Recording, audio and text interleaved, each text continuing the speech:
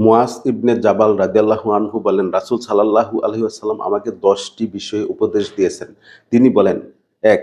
আল্লাহর সাথে কাউকে শরিক করবে না, যদিও তোমাকে নিহত করা হয় বা জ্বালিয়ে দেওয়া হয়। ২.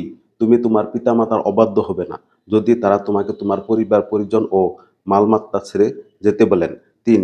ইচ্ছা করে কখনো ফরজ সালাত ছাড়বে না, কেননা যে ইচ্ছা করে ফরজ সালাত ছেড়ে দেয় তার হেফাজতের পক্ষে আল্লাহর প্রদত্ত দায়িত্ব উঠে যায়। ৪.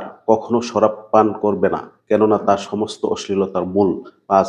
সাবধান, গুনাহ হতে বেঁচে থাকবে, কেননা গুনাহ দ্বারা আল্লাহর ক্রোধ পৌঁছে যায়। ৬. খবরদার, জিহাদ হতে পলায়ন করবে না, যদিও সকল লোক ধ্বংস হয়ে যায়। ৭. যখন লোকের মধ্যে মহামারী দেখা দিবে আর তুমি সেখানে থাকবে, তখন তথায় অবস্থান করবে, পলায়ন করবে না। ৮.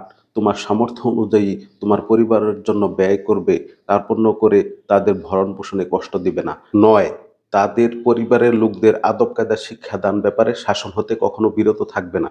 ১০. এবং আল্লাহর সম্পর্কে তাদের ভয় প্রদর্শন করতে থাকবে।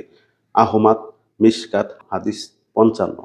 এই হাদিসটি একটু বড় হলেও আপনারা ধৈর্য ধরে দেখবেন ইনশাআল্লাহ। মহান আল্লাহ তাআলা আমাদের এই সব বিষয়ে আমল করার তৌফিক দান করুন। আমিন।